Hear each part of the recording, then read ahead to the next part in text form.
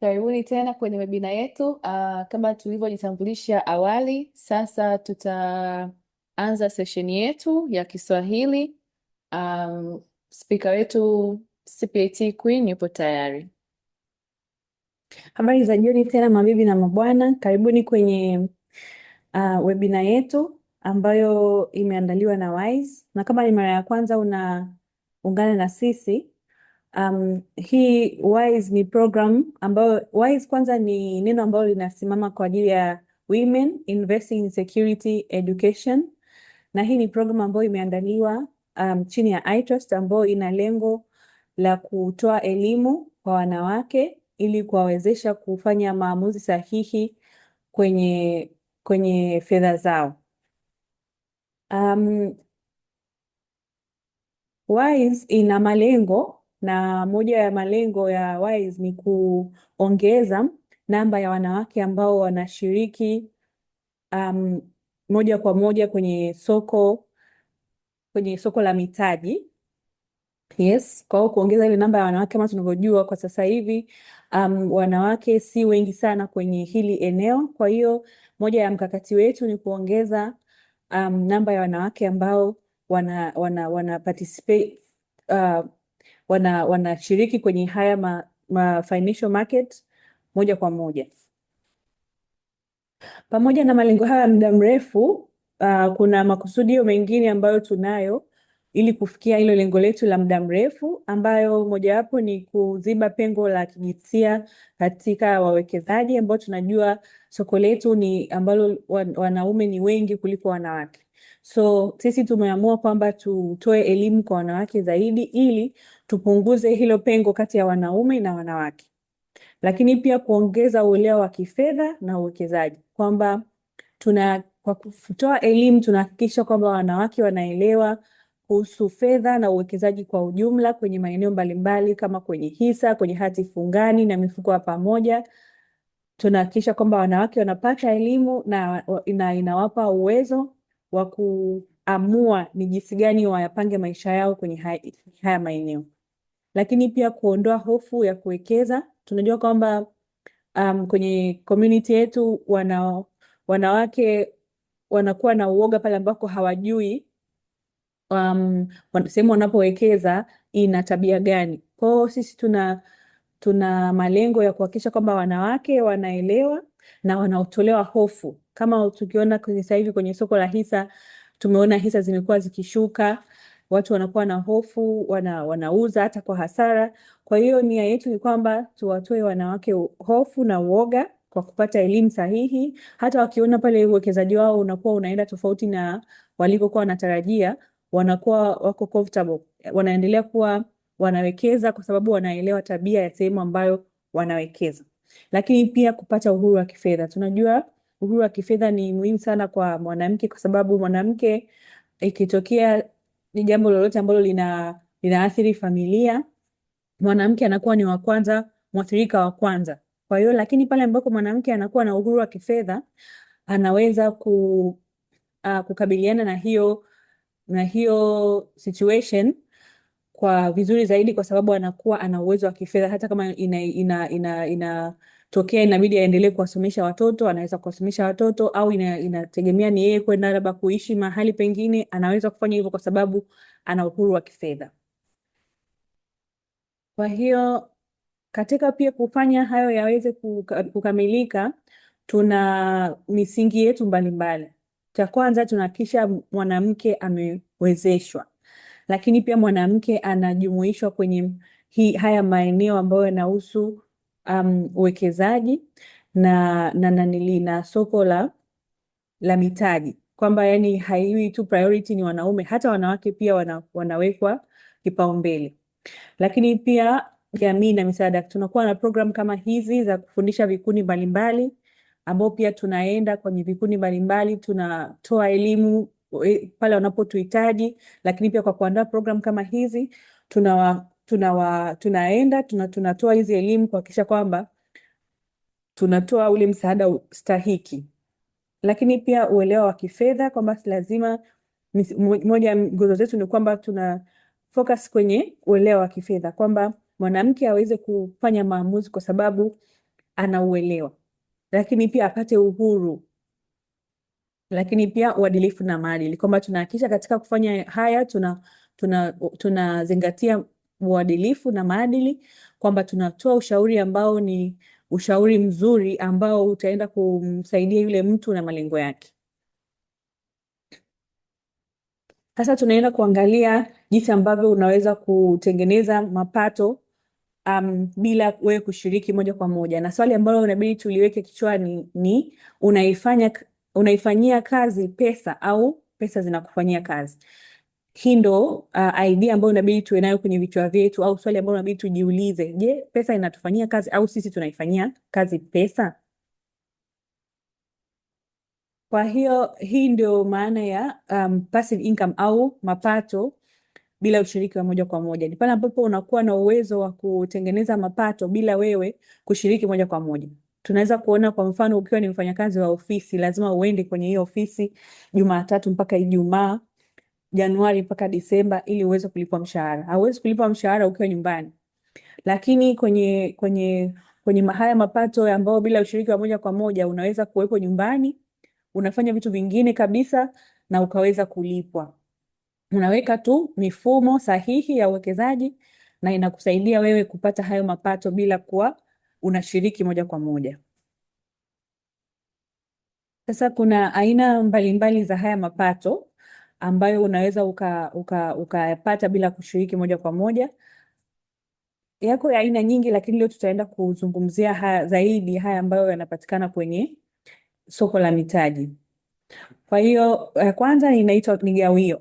Gawio ni ile unapata kama pale kampuni inapokuwa inatengeneza faida, na ikitengeneza faida inaamua kugawa faida hiyo kwa wawekezaji wake. Kama tu ukiwa umewekeza kwenye hiyo kampuni, utakuwa uko kwenye nafasi ya kupata hiyo gawio. Kwa mfano, tuliona mwaka jana CRDB alitangaza shilingi 65 kwa hisa moja kwa kila investor wake. Kwa hiyo kama ulikuwa umenunua hisa ya CRDB, basi unaweza kupata lile gawio. Lakini hakuhitaji wewe uende CRDB uhakikishe sijui wateja wamekaa kwenye mstari au sijui branch imefunguliwa on time. Hapana. Wewe unawekeza tu na unakuwa pale unafuatilia unafuatilia performance ya CRDB, unajua kabisa kwa performance hii basi nitakuwa katika sehemu nzuri ya mimi pia kupata gawio. Lakini pia ni ongezeko la bei. Say ulinunua CRDB mwaka jana au ulinunua tu mwaka huu Januari 1300, leo ni 2000, jana ilikuwa 2700, basi ile ongezeko la bei unaweza kufaidika nalo pale utakapouza, ambao pia ni huku shiriki moja kwa moja, lakini umeweza kupata hayo mapato. Lakini pia ni riba za hati fungani za serikali na makampuni. Unaweza kuwa umewekeza kwenye hati fungani ya serikali labda ya miaka 5, labda ya miaka 15, ya miaka 20, ya miaka 25. Inapolipa ile interest ama tunasema riba mara 2 kwa mwaka, na wewe pia unapokea. Na ile kupokea hauhitaji wewe kwenda kuangalia sasa hii serikali imetumia wapi pesa nini, ama imepata faida hasara. Hapana, wewe unasubiri tu ile siku ya kulipwa interest na unalipa. Au pia inaweza kuwa ni makampuni binafsi kama ambavyo sisi tunalipa kwenye wanaowekeza kwenye Sukuk bond, tunalipa pia. Hizo ndo za makampuni binafsi. Lakini pia kuna mifuko ya pamoja. Tutaiona mifuko yetu huko mbele tunavyoendelea, kama mfuko wa iCash, iIncome, iGrowth, iSave na ETFs. Pale tu zinapoongezeka thamani, na wewe pia unakuwa kwenye uwezo mzuri wa kupata haya mapato bila wewe kushiriki moja kwa moja kwenye kuangalia hii mifuko inavyofanya kazi. Anakuwa tu ile fund manager na anakusaidia kufanya uwekezaji mzuri wa zile pesa. Mapato yakipatikana tunagawana wote. Lakini unaweza kuwa umejenga nyumba either kwa ajili ya watu kuishi au biashara. Wanapokulipa zile kodi unakuwa unapata passive income. Au unaweza kuwa labda na zile tunaita bidhaa za kidijitali. So unakuwa labda umetengeneza kozi online, mtu akitaka kuiaccess ile kozi anaweza kulipia na kuiaccess ile kozi. Si kila haitakuhitaji wewe kuwepo kila yule mtu akitaka kulipia. wewe unakuwepo huku unafanya mambo yako mengine, lakini yule mtu analipia ile course kwa ajili ya kusikiliza, anakuwa analipa. Kwa hiyo unaendelea kupokea mapato, hata mtu anataka kusikiliza miaka 5 ijayo au miaka 10 ijayo, anaendelea kulipia, wewe ukiwa unaendelea kupata yale mapato bila kufanya kile kitu tena kila mtu anapohitaji. Sasa tuangalie kwa nini mapato bila ushirika moja kwa moja ni muhimu zaidi especially kwa wanawake. Kwanza, kupata uhuru wa kifedha. Tunajua wanawake wanalea familia, wanajitunza na wao wenyewe. Kwa hiyo ukiweza kuinvest kwenye kupata passive income, unapata uhuru wa kifedha, na uhuru wa kifedha unakupa nafasi wewe ya kuchagua unachopenda kukifanya, kwa sababu unakuwa uko huru kwa financially.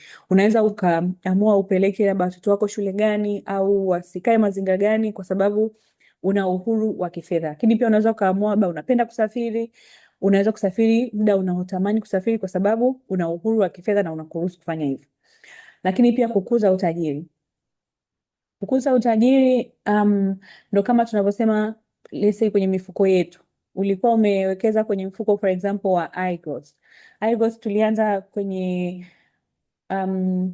ile kutoa kwa mara ya kwanza ilikuwa ni inauzwa unit moja shilingi 100, lakini tunaona mpaka jana ni shilingi 199. Kwa kama ulikuwa umeweka milioni moja, leo imekuwa milioni 1,999,000. Kwa hiyo unaona kabisa uwekezaji wako unazidi kukua kila siku. So hiyo ni 2024 mpaka leo. Miaka 5 pia ijayo mbele inaendelea kukua zaidi. Lakini uhuru wa muda. Uhuru wa muda unakuja pale ambapo umeweza kutengeneza mifumo sahihi ya uwekezaji ambayo inaweza kukupa yale mapato yako yanayoweza kulipa matumizi yako kwa mwezi bila wewe kufanya kazi. Kwa hiyo unakuta umeweka system zako vizuri na unapata mapato ambayo yanatosha kukulipia matumizi yako kwa mwezi. Kwa kama unaweza kupata mapato yanayokulipia kwa mwezi kwa kupitia uwekezaji wako, maanake unaweza kuamua muda wako wa kuanzia saa 3 mpaka saa 11 ukautumia kufanya kitu kingine bila kuogopa kwamba nitalipaje bili, kwa sababu uwekezaji wako unafanya hivyo. Kwa hiyo ule muda wako unakuwa nao huru wa ufanye nini kingine ambacho kitakuwa kinakuletea manufaa zaidi kwenye maisha. Lakini inakupa pia fursa ya kustaafu kabla ya wakati. Siku hizi kustaafu sio umri tena. Unaweza ukastaafu hata ukiwa na miaka 35, miaka 40, kama tu utaweka uwekezaji ambao utakusaidia uweze kustaafu huku kwa wenye umri mdogo, huku ukiwa bado unapata maisha yako yanaendelea kama kawaida, kwa kuwa yanakuwa funded na uwekezaji wako. Sasa unaweza kuwa unajiuliza ni hatua gani nitazifuata ili kutengeneza hii passive income au haya mapato bila ushiriki wa moja kwa moja. Cha kwanza unachotakiwa kufanya ni kutathmini kwanza, kujitathmini kifedha. Je, ufanye bajeti. Unapata income kiasi gani? Unapata mapato kiasi gani? Na matumizi yako ni kiasi gani kwa mwezi? Je, unaweza kuweka akiba? Kama huwezi kuweka akiba, basi inabidi ujitahidi kupunguza matumizi yako ili uweze kuweka akiba. Kama unaweza kuweka akiba, unaweza kuona kuna namna ambayo unaweza nikafanya hii akiba ikawa kubwa zaidi, ili uweze kupata hela nyingi ya kuinvest na kusave pia. Lakini cha pili cha kufanya ni kujenga mfuko wa dharura kabla hujaingia kwenye uwekezaji, kwa sababu tunajua uwekezaji ni jambo ambalo si la muda mfupi, ni la muda mrefu. Kwa hiyo inabidi utengeneze mfuko wa dharura. Mfuko wa dharura unaangalia matumizi yako ya mwezi, alafu unazidisha mara 6, kwamba let's say matumizi yako kwa mwezi ni 300,000. Kwa hiyo 300,000 mara 6 ni 1,800,000. Kwa hiyo at least wewe una 1,800,000 imekuwa saved sehemu, ikitokea emergency yoyote au dharura yoyote, una hela ambayo itakusaidia kutunza ile emergency yako. Lakini hatua ya 3 inabidi sasa uwe na malengo, ambao haya malengo unatakiwa kujiuliza swali, nataka uwekezaji wangu unifanyie nini? Kwa hiyo utasema mimi nataka uwekezaji wangu unisaidie kustaafu mapema. Haya, nataka nistaafu kwa wenye umri gani? Unasema nataka nistaafu kwenye miaka 40. Kwa hiyo kama ni miaka 40 natakiwa ikifika miaka 40 niwe nimewekeza kiasi gani ili kiweze kunitunza. Sema mfano nataka mimi nikistaafu niwe na uwezo wa kupata milioni 5 kila mwezi. Kwa hiyo utachagua uwekezaji ambao utaweza kukuweka kwenye hiyo nafasi utakapofika miaka 40. Hii itakusaidia pia kuwa umetulia akili. Ikatokea mtu anakuambia ETF zina faida, hautaenda kwenye ETF.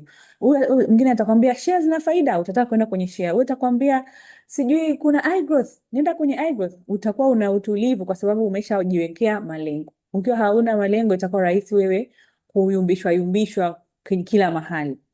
Lakini pia ujue kiwango chako cha hatari. Kama umeshajua malengo, lakini pia ujue mimi ni mtu ambaye naweza kumiliki hatari. Hii sehemu ninayowekeza pesa yangu, kama nisipoipata, je, nitakuwa sawa au sitakuwa sawa?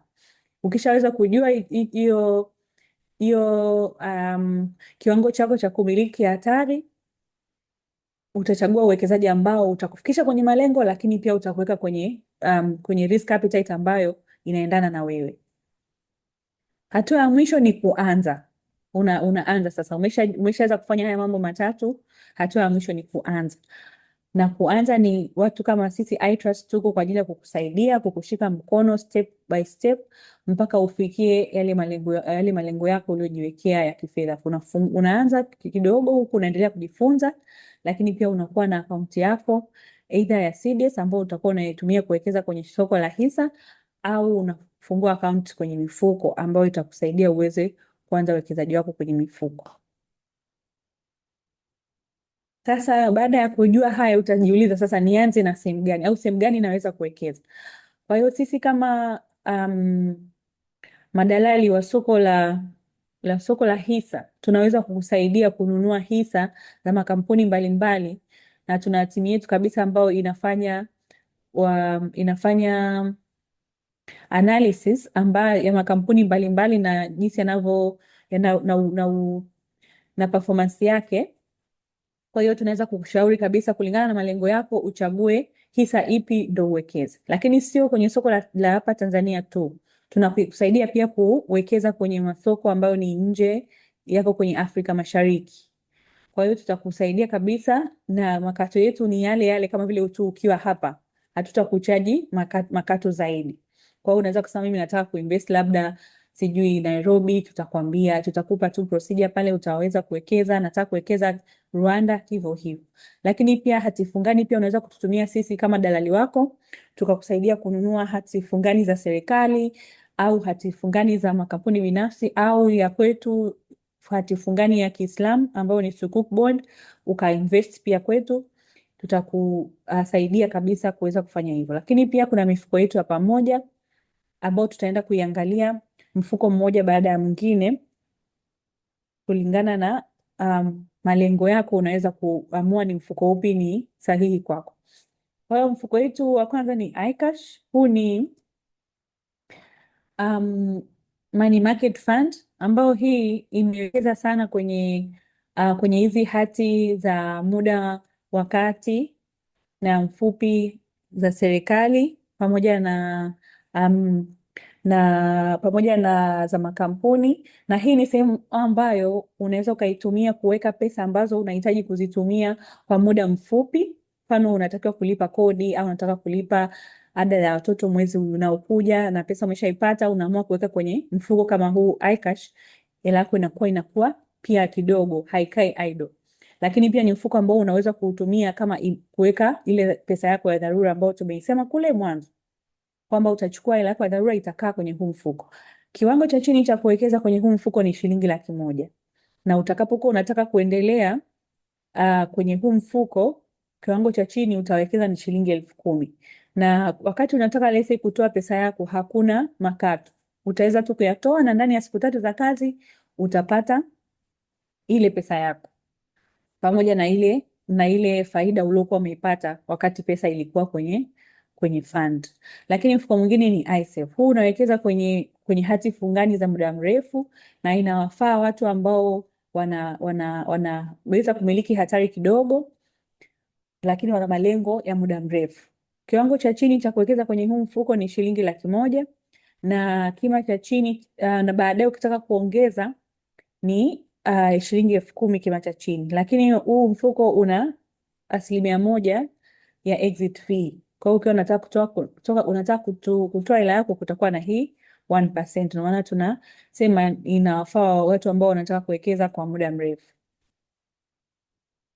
Kuna huu pia mfuko wa iGrowth. Huu mfuko wa iGrowth ni mfuko ambao tunauita ni mfuko ambao ni balanced fund. Ni mfuko ambao unawekeza kwa sehemu kwenye hati fungani na sehemu kwenye hisa, na ni mfuko ambao unawafaa watu ambao weza kumiliki hatari ya kati. Kwa hiyo kiwango cha chini cha kuwekeza kwenye huu mfuko ni shilingi 100,000 na kima cha chini 10,000 ukiwa unataka kuendelea, na una 1% exit fee. Lakini kuna mfuko unaitwa iIncome, ambao iIncome na wenyewe ni unawekeza kwenye hati fungani za muda mrefu za serikali, na unawafaa watu ambao wanaweza kumiliki hatari ndogo, na kiwango cha chini cha kuwekeza ni shilingi 100,000 na ukitaka kuendelea ni shilingi 10,000 na kina 1% ya exit fee. Na huu mfuko pia unatoa distribution au tunasema unagawa mapato kwa mwezi. Kwa hiyo unaweza ukautumia pia huu kama kukupatia mapato ambao ni nje labda na mshahara wako, au ukiwa unajipanga kwenye kuretire mapema, ukautumia pia huu mfuko kama kama strategy yako au mkakati wako wa kukufikisha hiyo sehemu, kwa sababu utakuwa unakupa mapato kila mwezi, hata pale ambapo haufanyi kazi, na hautakuwa unahitajika kufanya directly ili kuweza kufanya hii fund ipate mapato. Kwa wetu mwingine ni Iman Fund. Huu ni mfuko ambao unawekeza katika sehemu ambazo zinafuata sheria za Kiislamu, na kuna wale investors ambao wanasema mimi napenda kuwekeza sehemu ambayo inafuata misingi ya Kiislamu, basi huu mfuko ni mfuko ambao ni mzuri kwao.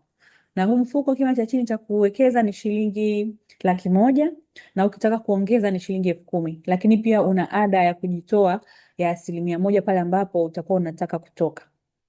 Lakini mfuko wetu mwingine ni iDollar. iDollar huu pia ni money market fund ambao una wafale ambao wanapenda kuwekeza pesa zao kwenye dola, unawafaa kuwekeza na wenyewe unawekeza pia kwenye maeneo ambayo yanawekeza kwa dola hapa nchini, na kima cha chini cha kuwekeza ni shilingi dola 1,000, na kama ukitaka kuendelea kuwekeza utawekeza shilingi dola 100 na hakuna ada ya kujitoa.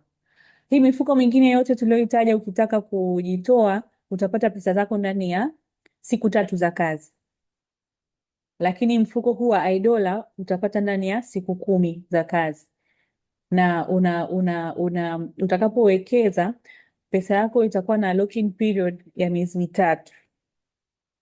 Yes, ndio utaweza kufanya redemption. Asante sana kwa kunisikiliza. Naomba sasa ni mkabidhi mic Yvonne, kama kuna maswali tuweze kujibu maswali, lakini asanteni sana kwa kunisikiliza. Asante sana Queen kwa kutuelezea vizuri na kwa kina session hii ya leo, na tumaini ya kwamba tumeelewa, na kama una swali lolote unaweza kwenye chat yetu maswali yote na tutayajibu. Kwa tumepata maswali machache hapa. Swali la kwanza linasema, kama nasubiria fursa kujitokeza kwa kuwekeza na hela ninazo tayari, je, kuna ubaya gani niwekeze kwenye iGrowth kuliko iCash? Vile iGrowth ina perform much better hata nikikata 1% exit fee. Swali linasema, kama nasubiria fursa kujitokeza kwa kuwekeza na hela ninazo tayari, je, kuna ubaya gani niwekeze kwenye iGrowth kuliko iCash? Vile iGrowth ina perform much better hata nikikata 1% exit fees. Naomba nimkaribishe Josephine Atajibu hili swali, atajitambulisha na atajibu hili swali. Karibu. Okay, habari. Kwa majina naitwa Josephine Kabuje, ni Fund Operations Associate. Nafanya kazi na mifuko ya uwekezaji iTrust. Kwa hili swali, kama una hela ambayo unataka kuiwekeza, unaweza ndio ukaiweka iCash kama ni kwa muda mfupi kama alivyoelezea Queen, lakini pia unaweza ukaiweka iGrowth. Lakini sasa kitu cha muhimu sana kuelewa kuhusu mfuko wa iGrowth, sio return yake ambayo inaonekana ni nzuri sana, lakini je, ni mteja wa aina gani inatakiwa awekeze kwenye iGrowth? Kitu cha kwanza, iGrowth ni mfuko mzuri kuweka kuanzia mwaka mmoja na kuendelea. Kama unatafuta kitu cha kufanya kwa muda mfupi, yani kuweka hela yako kama kwa muda mfupi alafu baadaye unaweza ukaitoa muda wowote, mfuko wa iGrowth hata kama unakuwa na faida nzuri, sio mfuko mzuri kwa mtu kuweka kwa wakati mdogo. Sababu kubwa zaidi ni sababu ya pili, ambayo hiyo sababu ni kwamba huu mfuko una hatari kidogo ya uwekezaji kwa sababu inawekeza katika hisa. Sasa mfuko ambao unawekeza kwenye hisa unakuwa una kupanda na kushuka kwa thamani ya mfuko. Inamaanisha kwamba let's say ukaweka leo laki yako, ikitokea kwamba soko halifanyi vizuri, soko la hisa, inamaanisha kwamba hela yako itapungua. Sasa hiyo ni hela yako ambayo ulikuwa unataka kuiweka kwa wakati mchache, inamaanisha ndani ya miezi miwili au mitatu kama hela yako imefungua, unaweza ukajikuta unatoa katika hasara. Kwa hiyo kitu cha kuangalia kwa ukaribu zaidi sio faida unaweza ukapata katika iGrowth, lakini je, hii hela una lengo gani nayo? Then ndio unaweza ukaamua sasa, kama hii hela yangu nina lengo ya muda mfupi niweke kwenye iCash, kama ni lengo ya muda mrefu alafu mimi ni mtu ambaye naweza nikastahimili hatari, basi niweke kwenye mfuko wa iGrowth. Asante na I hope nimejibu swali lako. Asante sana Josephine kwa maelezo mazuri hayo. Swali lingine linasema, je, hiyo 6 months emergency fund ni sawa kuweka kwenye iGrowth? Karibu Queen. Asante. Nadhani maelezo yangu hayatatoka nje sana na kama alivyoelezea Josephine, kwamba mfuko wa iGrowth ni mfuko ambao unawekeza pia kwenye hisa, na tunajua hisa zina tabia ya kushuka na kupanda. Kwa hiyo na pia kuna 1% exit fee. Kwa hiyo unaweza ukaweka kwenye iGrowth leo alafu ukapata emergence ndani ya mwezi unaofuata. Mwezi unaofuata maana yake inatakiwa utoe, na ukitoa itakuwa ni 1% exit fee utakatwa. Lakini pia vipi kama na NAV ikiwa ndo imeshuka kama ambavyo imeshuka sasa hivi, kwa sababu utajikuta hela yako haijakuwa kwenye kiwango ambacho unakitegemea na inatakiwa uitoe. Kwa hiyo sehemu nzuri ambayo ni ya kuweka emergency fund ni iCash, kwa sababu iCash inawekeza kwenye maeneo ambayo return yake haiko subject to volatility. Itakuwa inaendelea kukua kidogo kidogo, lakini emergency itakapokuja muda wowote unaweza kuitoa na kwenda kuitumia jinsi ambavyo ilivyo na ile ongezeko kidogo. Kwa hiyo mfuko mzuri wa kuweka emergency ni iCash. Asante sana Queen kwa kujibu swali letu vizuri sana. Kuna swali lingine linasema, naomba uniambie tofauti kati ya iSave na iIncome. Karibu Josephine. Okay, mfuko wa iSave na mfuko wa iIncome kwanza nitaongea kuhusu jinsi gani hii mifuko inalingana, afu nitaongea utofauti wake. Inalingana kwamba hii ni mifuko ya mtu ambaye anataka kuwekeza kwa muda mrefu kidogo, na pia ni mifuko ambayo ni kwa mtu ambaye hapendi hatari. Lakini kwenye upande wa kuwa tofauti ni kwamba mfuko wa iSave ni vizuri kwa mtu ambaye anataka kuwekeza kwa muda mrefu, lakini pia anataka hiyo hela iwe reinvested. Yaani kila anavyotengeneza faida, hiyo faida iendelee kuwekezwa tena. Kwa hiyo hela yake inakuwa tu inakuwa. Akitaka kupata faida yake inatakiwa auze vipande vyake afu anapata faida. Lakini kwa mfuko wa income, faida unaotengeneza kila mwezi tunakuwekea kwenye akaunti yako ya benki. Uhitaji kutoa hela ili kupata faida yako. Kwa mfano umeweka milioni 10, umetengeneza 100,000, tutachukua asilimia fulani ya hiyo 100,000, kwa mfano basi 90, tukakupa FTC tutaideposit kwenye akaunti yako ya benki, alafu hiyo 10,000 iliyobaki tutaiweka tena kuiwekeza iendelee kuongeza kiasi chokuwa umewekeza. Kwa hiyo ndo utofauti mkubwa kati ya hiyo mifuko miwili. Asante sana Josephine. Natumaini ameweza kujibu swali lenu vizuri sana. Tumepata hapa swali la mwisho linasema, je, return ya iGrowth ina range kwenye percent ngapi? Okay, mfuko wa iGrowth wenyewe tunaweza tukakupa average expected return, yani kwa wastani huu mfuko unaweza ukatengeneza kama shingapi, kwa sababu kwa mfuko ambao unawekeza kwenye hisa na hatifungani ni ngumu kumwambia mteja kiukweli anaweza kupata shingapi, kwa sababu soko linakuwa linafanya tofauti tofauti kwa wakati tofauti tofauti kutokana na nini kinaendelea duniani, nchini na katika kampuni binafsi. Kwa hiyo tunaweza tukakwambia kwamba ndani ya mwaka unaweza ukatengeneza kati ya 10% kwenda 15%. Lakini pia kitu cha muhimu kuangalia ni kwamba je, kwa miaka iliyopita mfuko umefanyaje kutokana na nini? Kwa mfano mwaka jana kati ya Disemba 2024 kwenda mwisho wa mwaka jana, yani Disemba 2025 uliweza kutengeneza 45%. Kwa hiyo hii ni asilimia kubwa na kitu kikubwa sana, lakini hiyo ni kutokana kwamba soko la hisa lilikuwa linafanya vizuri sana. Kwa hiyo itatokana pia, je, soko la hisa la Tanzania litafanyeje? Hicho ndio kitu ambacho kinaweza kikakwambia, kinaweza determine kwamba mfuko utafanyeje katika wakati husika. Asante sana Josephine kwa majibu yako mazuri. Kwa sasa maswali ndio yameishia hapa. Tunawashukuru sana kwa kuwepo kwenye hii session yetu. Tunaamini ya kwamba mmejifunza mengi. Okay, swali la mwisho inasema, kati ya iGrowth na iIncome nikitaka kuweka 100,000 kila mwezi, wapi mtanishauri niweke pesa? Okay, hilo jibu lake ni pale pale, nitarudi tena kwenye kitu cha kwanza kabla hujawekeza, ni kwamba lengo lako la uwekezaji ni lipi hasa.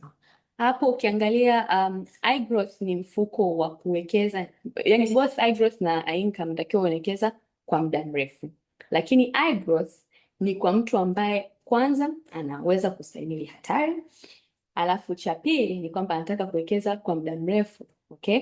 Lakini pia anatakiwa awe na mtu wa kipato chake ni kama nilivyosema kuanzia 100,000 na kuendelea. Kwa hiyo unaweza ukaenda iGrowth. Lakini iIncome, Queen pia aligusia hicho kitu, lazima uwe una kuanzia milioni 10 na kuendelea ili kuwekeza kwenye income.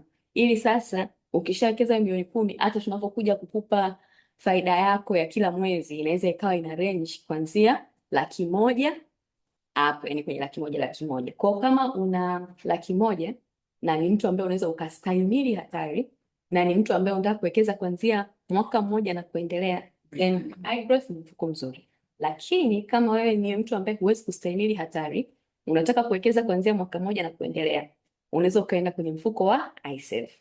Kama unataka kuwekeza kuanzia mwaka mmoja na kushuka chini, unaenda kwenye mfuko gani? Wa iCash. Asante sana Josephine kwa maelezo yako mazuri. Na sasa tumefika mwisho wa maswali. Naona tumeishiwa na maswali. Kwa hiyo ili kuweza kujiunga na iTrust, kufungua account nasi, unaweza ukatembelea tovuti yetu www.itrust.co.tz, au ukishaenda kwenye tovuti yetu utaona sehemu ya application form, utajaza fomu na utaisubmit, itafanyiwa kazi huko. Na kwa mawasiliano zaidi unaweza ukatupigia, namba zetu ziko hapo, unaweza ukatutumia email na pia unaweza ukatembelea ofisi zetu. Karibuni sana na asanteni sana.